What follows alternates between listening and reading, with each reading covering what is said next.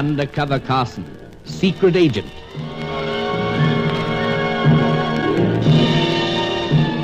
Operation Death Ray, an assignment in Rio.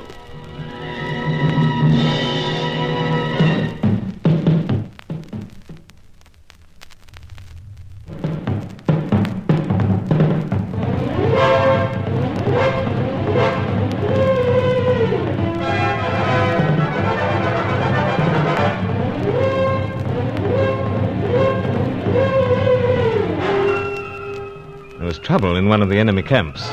The vivacious redhead, Hetty Fitzhenry, had fallen out with my former school chum, Roger Deauville. But Deauville was determined that she should not spill the beans to us. She'd been unceremoniously bundled off from her apartment. Angelo and I decided to look over the flat, and we were joined by the French-Italian dancer, Fay Corelli. I decided it was time to lay our cards on the table, but Fay had other ideas. She suddenly produced a small revolver. Angelo made a dive at her, but she fired, and the bullet landed in the Carson shoulder. Fay ran off, loud in her apologies. Angelo wailed. Oh, Senor, so often I have said she is the most treacherous of women. Flesh wound only. No, Senor, you must not get up. Not? Listen. Oh. Yes, attracted by the shot. Then we must... in the doorway, Senor. So, must bluff our way out. Come on. Senors! Been shouting here. A young woman put gun to head, then jumped out a window. But the window, it is closed. Well, best you open it again. Look out. This is tragic, senor. What now, Senor Carson? We slip out. Grab that painting. This one? Of the bird. Interesting evidence. Come on. Oh, but the people stream into the That's room. the general idea. Escape in the confusion. As said. Come on.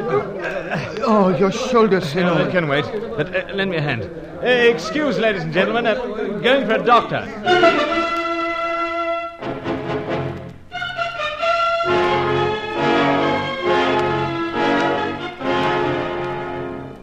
And what did the doctor say, Carson? Oh, flesh wound only, sir. Bullet's been taken out. Yes, but your right arm, isn't it? So, sir, but I always did land best punches with the left. You won't be landing any punches for a while, old fella. Oh, don't worry, Sir Giles. I feel quite up to it. You amaze me, Carson. Huh? How so, sir? The way you bob up full of beans. Can't afford to be left behind in this hunt, sir. And things are reaching desperate straits. They are indeed. With your arm bandaged and my head, both more or less victims of this so very attractive dancer. Well, sir, she had to come out in her true colours this evening. Indeed. But, look here, what was she doing at the flat? Well, apparently she knew that Hetty had been carted off and decided to look the place over, much the same as Angelo and myself. Well, in that case, we can conclude once again that she's working in opposition to the Fitzhenry-Deauville team. So, sir. Yes. But who is which, I wonder? Well, how so, sir? Well, I mean, who represents this continental power, and who the freelancers? Oh, yes, I see what you mean, sir. Well, that hasn't emerged yet. There is so much that hasn't emerged. Yes, very true, sir. Though Angelo's, what he calls his relatives, may be able to give us some idea where Hetty's been taken. Angelo's out contacting them now. Yes.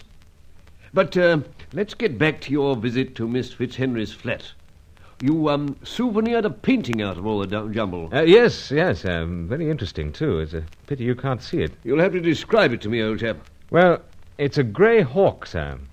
American species. Yes. But whereas Hetty has a distinctive style when it comes to painting birds, this particular painting is pure Audubon. Audubon? Well, you mean... Yes, the famous American of last century. What does this mean? Well, sir, since the painting's only half finished and with marks of relatively recent attention... The young lady's been aping Audubon's style, then? Possibly. Yet, on the other hand... Well? Could be a forgery. Forgery? So, sir. Dash it all, Carson, here we are. Trying to get the information on perhaps the deadliest weapon known to mankind, and we are faced with a forged bird painting. Where does it fit into the pattern? Well, if we could only find out, sir, we might be a little nearer getting our hands on Charker or the Cossack, and so the secret. But it is a far cry. I mean, look at it. Death rays to forge bird paintings. But who'd associate someone as lithe and lovely as Fay Corelli with murderous intent? She's an incredible creature, no doubt of that. She shoots at you, inflicts a painful wound, and then rushes off sobbing her apologies. So. We seem to be hemmed in by bewilderment, Carson. Well, what are we to do now? Well, wait for Angelo, sir. And, meanwhile, we might have a snort. By all means, Carson. Now you're talking. You do the honors. You know where everything is. So. And let's hope that the dear rogue will find out something. Carson, if we fail on this assignment, then heaven help the free world.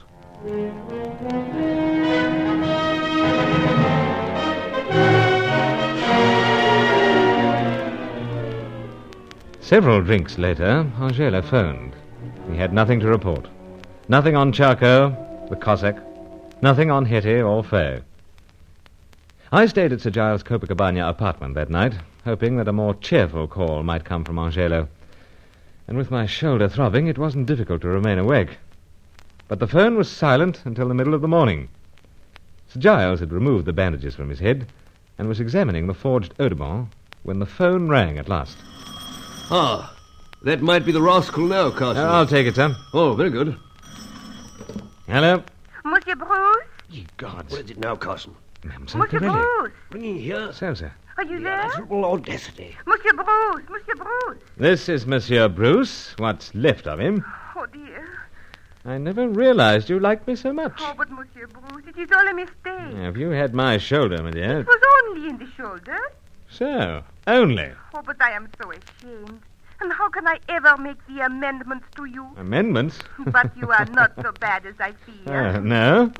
Well, you are able to laugh. Then, how about we laugh together? What do you mean, Monsieur Bruce? Let's meet somewhere. No, not yet. Well, what's to stop us? I have other engagements. Ah. But I cannot sleep for worry about what I do. So I telephone first your hotel. You're not there. Then I think I try Monsieur Sir Giles. And where are you ringing from? Oh, a place? A place, but just where? I must go, Monsieur Bruce. Oh, now, Faye, now, wait a minute. Truly, I am very sorry. Truly, Monsieur Bruce. She hung up. As I said, Carson, an incredible creature. Yes. Well, it was very thoughtful of her to inquire after a fellow's health. Have no illusions, old fella.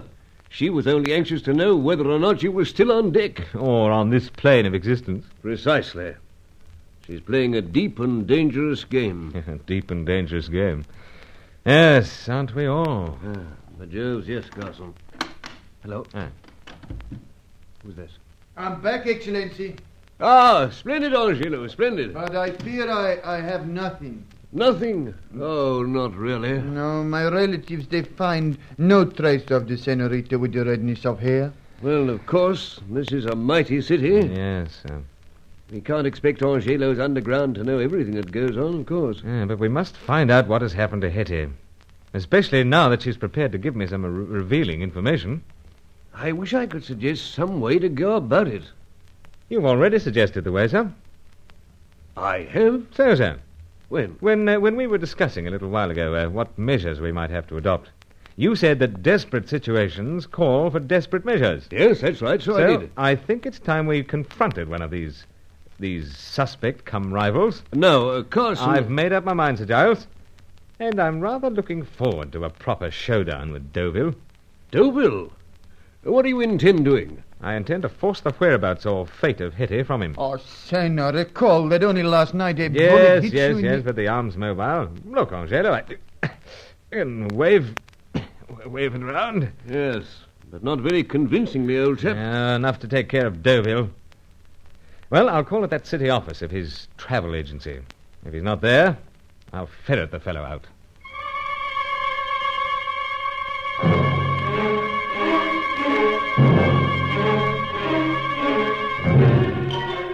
I felt a certain exhilaration at the prospect of forcing the issue with the debonair Deauville. Sir Giles was gravely disturbed, however. He insisted that I should have Angelo in the offing at all times. Well, Deauville wasn't at his travel agency. Darkness had fallen by the time I discovered he was at his city flat. I knocked on the door and was inside before he could fob me off. I told him straight off the reason for the visit. Why the dickens should I know where Hetty is? Because, old chap, to use one of her expressions, she is in cahoots with you. I don't understand. Oh, come off it, Roger. You've more than an inkling what brings me to Rio. I understood you came here as the rep of some British meat importing firm. And I understand that you're a travel agent. Oh, you do? Well, Well, I ask you, old chap. now look here, Carson. Just how much longer do I have to tolerate your grinning dial? You tolerate my grinning dial, as you call it, till you tell me where Hetty is. Oh. All right, then. Since you're so persistent, I'll tell you. She is practically out of the country. What's that? Yes, it's astounding, isn't it? I thought it would throw you. Practically out of the country, you say. Well, as good as out. But not quite out. Really, old chap, I'll have to insist that you tell... Keep clear, Carson. Sounds like an interesting call. I said keep clear. Oh, no. If you think you're going to answer that... I do think... All right, then. But... Take that and might be handicapped somewhat at present stage, Deauville. Howsoever, I do intend to answer that phone. And I say that you won't. Then may the best man win. All right, you ask for it. Take that and that. I'll kill you. You...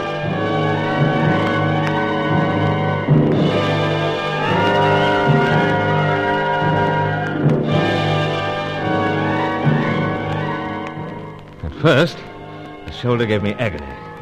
But then the fight became so desperate that I didn't even notice it. As we rolled around on the floor, the phone kept ringing. I had to answer it, because the call was clearly something of vital importance to Operation Death Ray.